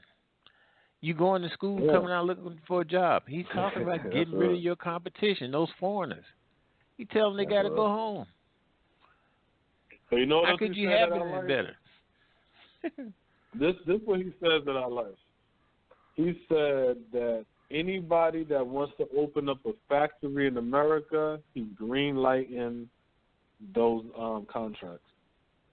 So I'm thinking to myself, instead of opening service or looking towards service-based businesses, we should be looking at industry-type businesses, factories that you can, or something along that line of what you can operate within yourself. It could be something where you got a chicken coop. Like, find something that you can operate on your own and get that green lit. Instead of thinking, oh, I'm going to open up a barbershop or a restaurant or a nail salon or a bar and a club. And no, let's get some shit where we hiring our people on a large scale and producing shit to sell to our people. We should be producing everything that fits into a dollar store. You know what I'm saying? Everything that's in a dollar store, we should be able to produce that. Strainers, forks, knives, plates, bowls, cups, tissues, fingernail clippers, brushes, toothbrushes. We should be able to produce these cheap things that the Chinese is making in factories that we make. Then we can turn around and call on Trump and say, hey, Trump, come down here for the photo op. We're black and it's made in America. Okay, yeah. Now that's publicity on TV with him standing there doing a speech at your joint. You know what I'm saying? You put that hat on, you get all that publicity and stuff, helping your people, helping your economy. But we listening to Democrats tell us, resist, resist, resist. And now they're saying they're not even worrying about impeaching Trump no more. They're now going to wait until it's time for election, and they're going to lose. So he's going to get 2 terms. So I'm just laughing at it, you know? That's where I'm at. I'm just laughing, waiting, watching the whole show go on. But I know the end of the story. He's going to be a 2-term president, and after him, going to be another Republican. That's my prediction. Well, I hope that the things that they talked about doing. I tell you what, you want to see some good jobs. Look at them jobs with Homeland Security for border protection. They had advertisement for a lot of jobs down on the border, for anywhere from 50,000 on up. That's why we trying to tell black people too. Stop being afraid to move. Just because you got 3 generations in Baltimore or something like that, look for a job in Nevada. Look for a job in Texas. You know what I'm saying? Because Texas stay hiring. Look for, you know what I'm saying, having employment. You got to travel sometime. You know what I'm saying? Travel out and lay stake in other places in America. Don't just get stuck in a city and fight in that hustle. Like, travel. Go down south. There's a lot of jobs down south. Go out west. Yeah, they're looking for truck drivers out there in the Northwest. $80,000 a year. Man, that's for y'all young boys out there. Good. Well, that's for y'all. Shit, you just got out of high school, something like that, or just got an associate degree. You know what I'm saying, from college. You still, you're young and shit. No kids. Man, jump on that road, get that paper. Here in the St. Louis area, one brother said he was looking for medical technicians. You know, the one that work on the equipment that's used in hospitals. That's just an associate's degree. Can't find enough of them. Can't find no blacks doing it because they not being directed. The students not even being directed into these things. Don't even know about it. Don't know it exists. Don't even know it exists. And that's a lot of issues that I think that black people have, because me personally, I didn't know none of the opportunities I had being young and black. And I'm standing across the street from a fire department in Brooklyn and didn't even know that I could apply coming out of high school to be, you know what I'm saying, and take the training, you know, if I figured out, you know, found out how to do that. I didn't even, the thought didn't even cross my mind. You know what I'm saying? First thing I thought, I got to find a job working for white people. You know what I'm saying? I got to go to the city and get me a job. That's the only thing we know.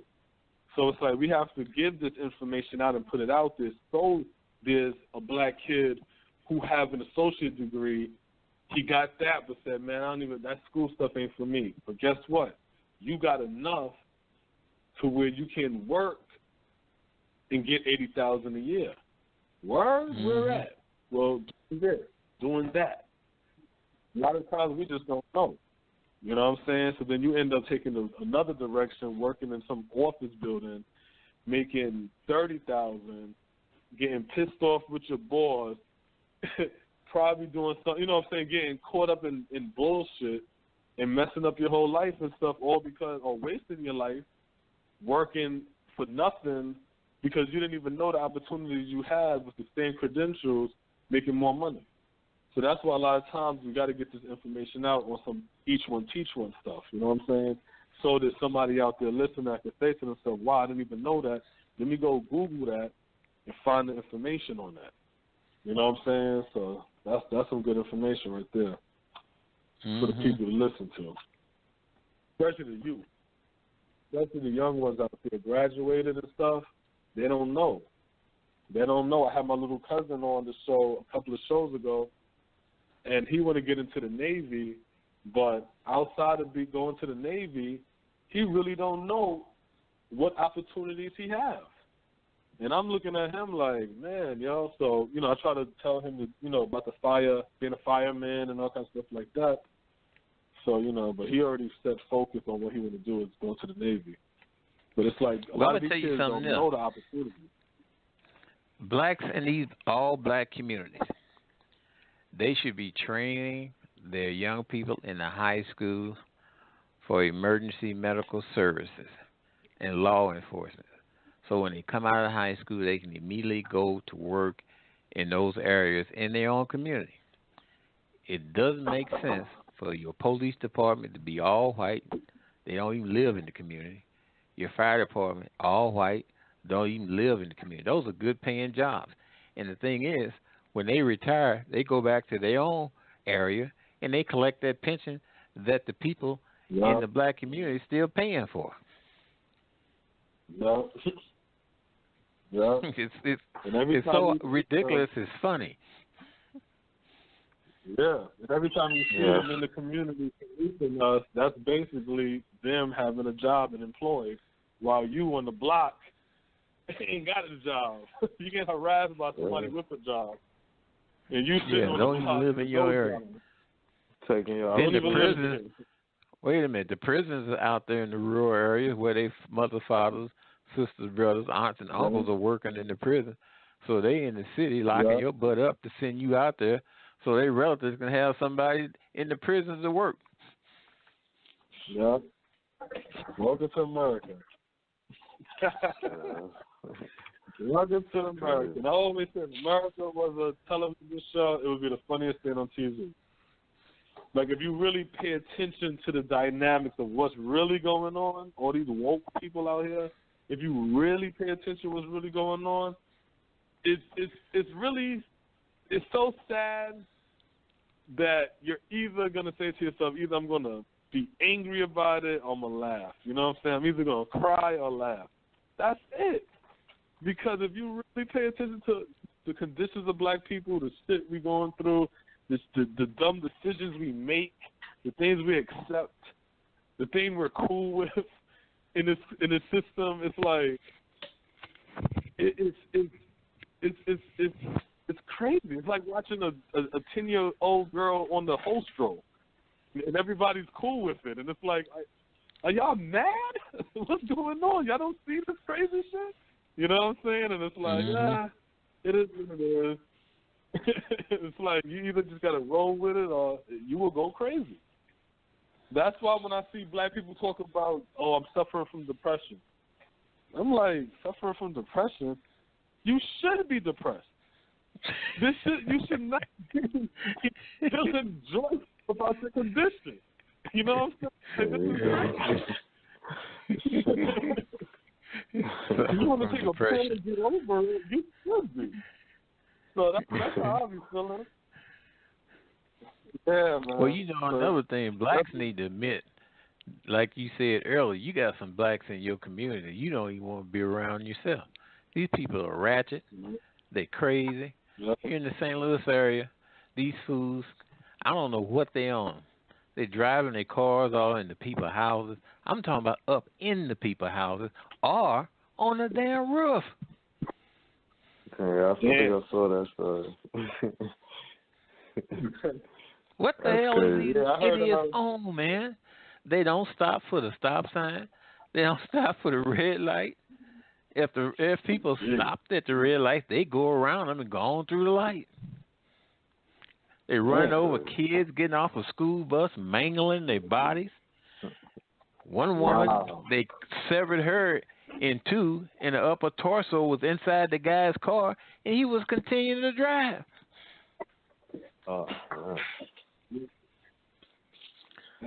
Some more fools coming down the street. Wait a minute. Some more fools coming down the street, Natural Bridge, coming to a major intersection. One car in front being chased by another car in the back.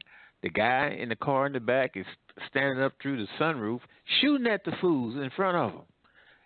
Approaching a major intersection where traffic is going the other way, back and forth. Yeah. I'm about to say, ain't y'all getting the state troopers or something to patrol the highways or something out there now? Oh, yeah. They have people pull up on the side of you when you going down the highway and they start shooting at you. It's totally ignorant. A friend of mine's got an eyeglass place and a lot. Cars parked on the lot, customers and everything. This one idiot pulled up on the lot and kept driving like he was on the street, ran in the back of a van, tore it up. Wow. I don't know what's going on out there. That's crazy. That's crazy. You know how when you come to a corner intersection, you look both ways. Right. But when you come to the alley in the middle of the block, you better look both ways.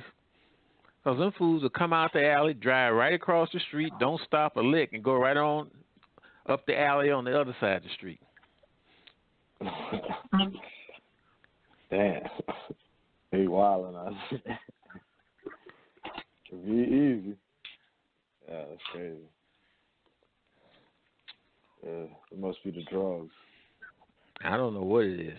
And you know the sad thing, a lot of this stuff, some elderly blacks have moved in these areas, paid for these houses, keep their lawn neat and everything, quiet neighborhood. Ain't quiet no more. These fools drive, throw trash out, chicken boxes, beer cans, come to the stop sign, open their car door up, set the damn bottles out on the street and keep on driving. You coming to the stop sign, you look like a damn bowling alley, man. Bowling pins, so many bottles standing up there. Man, that's the hood. It's crazy. Yeah, man. You don't know what you're going to get sometimes. You don't know what you're going to get. You said that was what, St. Louis? St. Louis. Yeah, St. Louis. I never been to St. Louis. It's sad. I don't know what to say. Man. But anyway, man, no, I like Trump. I'm glad if Hillary had been elected, she was going to bring like 800,000 Syrian refugees to the U.S. Where in the hell are you going to put those folks? And why they got to come here? That's the immigration-friendly regime. You know what I'm saying? Trump is the total opposite of that.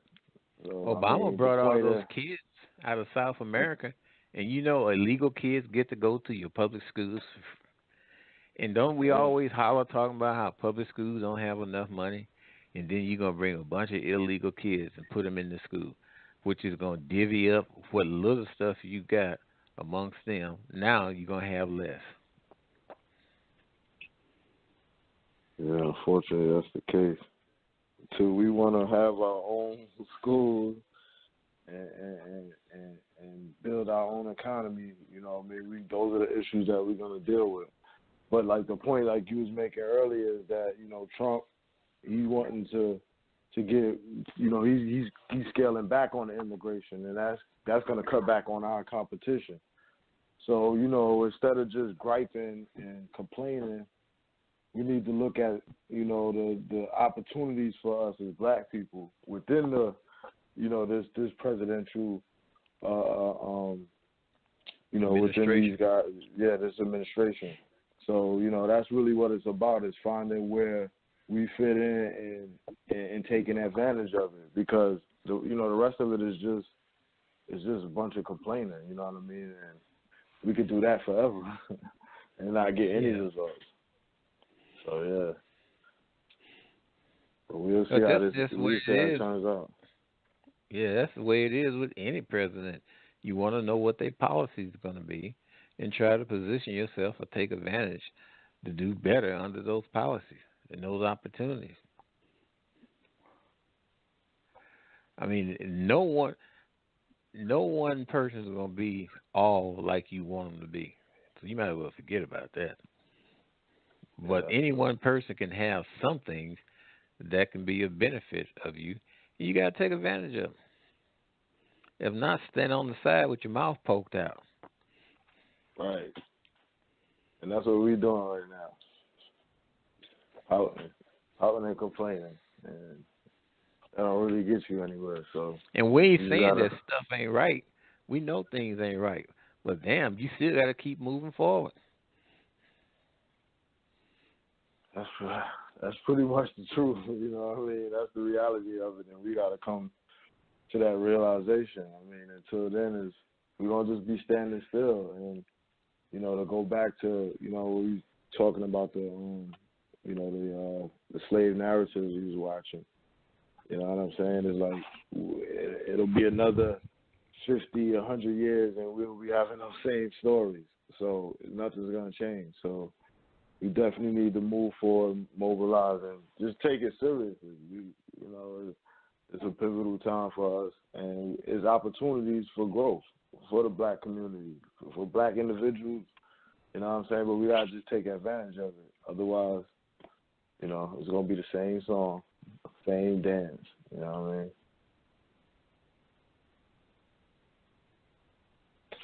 mean? And we can't protect ourselves. We in a capitalist society and don't have an economy. And I put on Facebook, being in a capitalistic society with no economy is like playing Monopoly but not buying no property. You're just going around the board, rolling the dice, landing, paying shit all day, collecting money every time you pass go, going to jail sometimes, you know what I'm saying? But don't own shit. You're going to lose eventually. Sure. You know what I'm saying? You're going to lose. So it's like, all that money that we showing off, we're supposed to be trying to, build and capitalize off that. But we not. We running around over here thinking, ooh, we living like white folks now. Racism is over. This is equality. No. Because you can't pass none of that on to your child. And if you can't guarantee that for your child, and your child got to start from zero just like you, then we're never going to elevate as individuals, as a bloodline, as a people. You know what I'm saying? I am a strong believer in fittest of the fit. Will survive. Like the weak, I can't operate off the weak.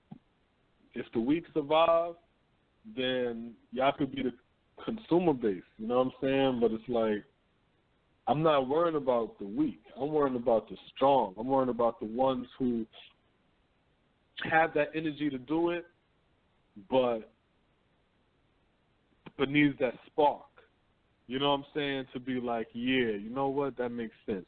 That's what I needed to hear. Let me use that right there to energize what I'm trying to do. These are people I'm trying to reach out, because just like the story we did a couple of days ago, a couple of weeks back, with the South African town, I think it's called Asari or something like that, but the African town, they have Orania, Orania. They have a town of 1,300 people. They have their own currency, and now they're about to transfer that currency into electric currency now, like a Bitcoin, where they can pay via phone now. And while black South Africans is starving and fighting for some type of economic justice, and they're the majority, this 1,300 white people in this carved out piece of South Africa is creating an economy and a currency. So you don't need 1 million people to do that. All you need is the ones that is motivated to do that, and then they need to unify and come together and build a coalition, a group, and things of that nature. They need to be the 5 families in the black community that controls the economy in the black community.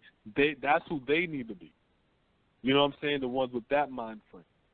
And then you have the next tier of people building businesses down till we have the consumer base, which work. You see what I'm saying?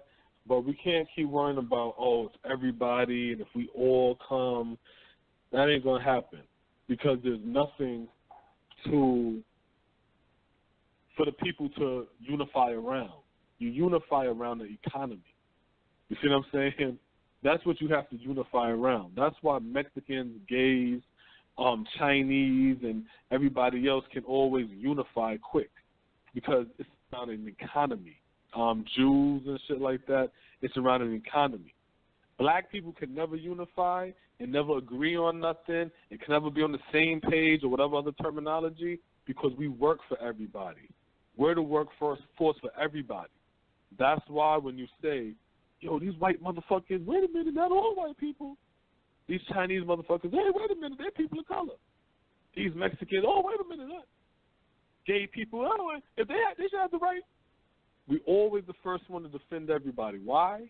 Because we need everybody else for us to eat. That's why we do. And the first person we disrespect is who? Black people. Why? Because we don't need each other to eat. We don't need each other to do anything. So we don't treat each other right. And then the ones that do need each other for shit, look how they treat each other. With respect and nice, because I need this person. So I'm not going to be disrespectful. So just apply that to a larger based economy of us needing one another, and you're going to see tension. It's not going to be that first generation. It's going to be through the kid. Because when that child grows up and turns 13, 14 and know that they could be a stock boy in this black man's pharmacy or some shit like that, or this black kid, 18, gets out of high school, he could work in his factory. You see what I'm saying? I'm telling you, these people's not going to grow up thinking, yo, I'm going to teach my son to rob another nigga.